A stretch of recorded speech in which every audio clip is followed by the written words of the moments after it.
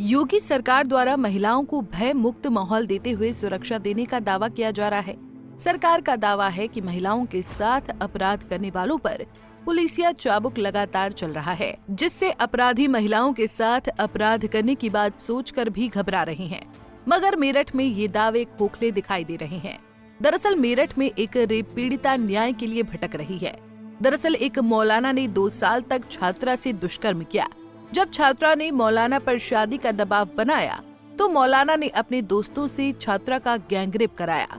इतना ही नहीं, इन 2 सालों में मौलाना ने छात्रा के गर्भवती होने पर उसका गर्भपात भी कराया। छात्रा का अश्लील वीडियो बनाकर लगातार ब्लैकमेल कर रहा है। दरअसल मेरठ के थाना लोहिया नगर क्षेत्र के रहने वाली बीए की छात्रा को अहमद हुसैन नाम के एक मौलाना ने नौकरी का झांसा देकर अपने प्रेम जाल में फंसाया। छात्रा का आरोप है कि इस दौरान मौलाना ने उसके साथ 2 साल तक दुष्कर्म किया और अश्लील वीडियो बनाकर ब्लैकमेल करता रहा। इतना ही नहीं, मौलाना ने अपने दोस्तों के साथ मिलकर भी छात्रा का गैंगरेप कराया। पीजी कराई, मेरा गला वाला दबाया, कहा कि इसको मरवा दे, मैं तेरे से सही कह रहा हूँ सर। उन्होंने फिर मुझे जान से मारने की धमकी दी। और सर हम यहाँ आए हैं जहाँ पर अब हम रह रहे हैं, वहाँ से जहाँ पे हम पहले रहते थे वहाँ से भी हमें उसने ही मुझे धमकी दे के कि यहाँ से चली जा तू अन्नी, बस पता नहीं तेरा क्या करूंगा। सर इसके मैंने अपने घर वालों से झूठ मूठ बोल बाल के सर हम यहाँ पर आए हैं जहाँ हम पहले रहते थे वहाँ से अलग। अच्छा, जी सर। आप ये कह रहे हैं कि गैंगरेप हुआ है, तो गैंगरेप में कौन-कौन लोग शामिल हैं और कैसे, कब हुआ? सर ये सबसे स्टार्टिंग में मेरे साथ गैंगरेप ही हुआ था। जो कोल्ड ड्रिंक पिलाई गई थी 2023 यस सर। शब्दों में। जो सर 2023 में वो 2 आदमी थे और एक अल्ताफ था, एक अहमद था। मैं उन 2 आदमियों को सर नहीं जानती और उससे बाद में भी मैंने उन आदमियों को नहीं देखा सर। तो उसी बीच मेरे साथ ये गैंगरेप हुआ था सर। और जब से मेरी वो वीडियो बना ली थी बाकायदा सर, मुझे वो वीडियो दिखाई गई थी कि देख ये रही तेरी वीडियो, कभी झूठ मारने। तो सर उसके डर से मैं उनकी ब्लैकमेलिंग में 2 साल से, पिछले 2 साल से चली आ रही हूँ सर। अब चुंगल से कैसे निकले, क्या परिवार को पता, क्या किया? सर जब मैं वहाँ से आई तो मेरी तबीयत बहुत ज़्यादा ख़राब थी। सर मैं फांसी लगा रही थी तो मेरी बहन ने मुझे देख लिया। उसने मेरे से कहा कि तू ऐसा क्यों कर रही है, चल अम्मी से बता। मैंने कि मैं किस मुँह से अम्मी से ये सारी बातें बताऊँगी। उसने कहा कि मैं बता रही हूँ, तू मुझे बता क्या बात है, तू नहीं बता सकती तो मैं बता सकती हूँ। सर मेरी सिस्टर है, वो शादीशुदा है। फिर मैंने उससे बताई पहले तो, फिर वो मेरा अल्ट्रासाउंड भी करा के लाई ताकि क्लियर हो जाए, क्योंकि मैंने सिर्फ नॉर्मल उससे चेक किया था सर। उसके बाद मेरी सिस्टर ने ही अम्मी को ये सारी बात बताई कि अम्मी इसके साथ ये सब चल रहा है। फिर जब अम्मी ने कहा कि ये इतना सहरी है तू, मुझे जब से नहीं बता सकती थी। सर उसके बाद वो फिर भी मुझे धमकी देता रहा कि तू उससे मेरा कुछ नहीं बिगड़ने का, कुछ नहीं बिगड़ने का, तू मुझे जेल भेज देगी ज़्यादा से ज़्यादा। सर ये सब कुछ चलता आ रहा है मेरे साथ। तो कब एफआईआर दर्ज कराई और क्या हुआ अभी? सर अभी हमारी एफआईआर कल दर्ज हुई है।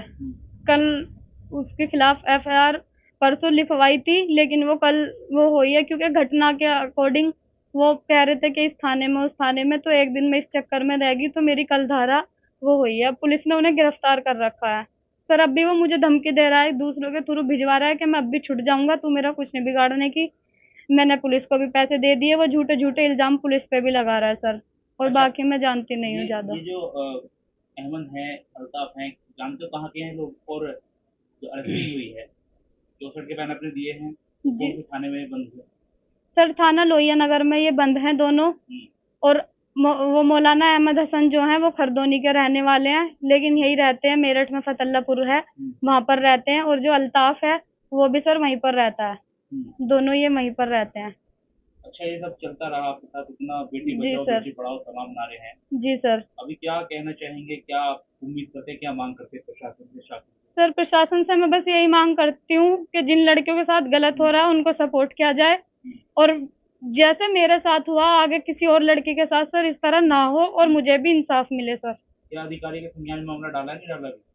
सर अभी मुझे इतनी जानकारी नहीं है, इसलिए मैं कुछ कह नहीं सकती सर।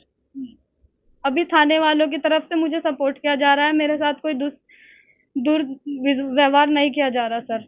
अच्छा, ये जब आपके साथ जिंदगी वाला एपिसोड चल रहा था तो आप पढ़ाई जारी रखी है? सर मेरी पढ़ाई पिछले 15 दिन से बिल्कुल खत्म चल रही है सर, मैं नहीं जा पा रही कॉलेज भी, मेरे पेपर भी आने वाले हैं सर। वजह? धमकी? सर धमकी के कहीं मेरे साथ कोई हादसा ना हो जाए। सर अभी परसों भी मैं घर पर आई थी, जैसे थाने गई थी, मैं घर पर आई थी तो मेरा 2 लोगों ने सर पीछा किया था और फिर वो बाद तक भी मेरे घर के चक्कर काटते रहे थे सर। फैमिली में कौन कौन है? सर फैमिली में मेरे पापा बाहर रहते हैं, मेरी 2 सिस्टर की शादी हो गई है, 2 बहनें हैं, एक मैं हूँ, 2 छोटे-छोटे भाई हैं और अम्मी हैं। हम बहन-भाई अकेले रहते हैं, हमारे पापा बाहर रहते हैं सर। फाइनेंशियल कंडीशन क्या? सर बस हमारे यही है कि पापा कमाने वाले एक ही हैं और बस यही है सर। बहरहाल पीड़िता और उसके परिजनों की शिकायत पर पुलिस ने आरोपी मौलाना के खिलाफ मुकदमा दर्ज कर लिया है। कई धाराओं में आरोपी के खिलाफ मुकदमा दर्ज हुआ है। एक तरफ जहां पुलिस पीड़िता को न्याय का भरोसा दे रही है, तो वहीं दूसरी तरफ आरोपी मौलाना पीड़िता पर समझौते का दबाव बना रहा है। केस वापस नहीं लेने पर जान से मारने की धमकी दे रहा है, जिसके चलते पीड़िता का घर से निकलना मुश्किल हो चुका है। पंजाब केसरी टीवी के लिए मेरठ से आदिल रहमान की रिपोर्ट। हमसे जुड़े रहने के लिए हमारे YouTube चैनल को सब्सक्राइब करें और नई वीडियो की नोटिफिकेशन के लिए बेल आइकॉन को दबाएं।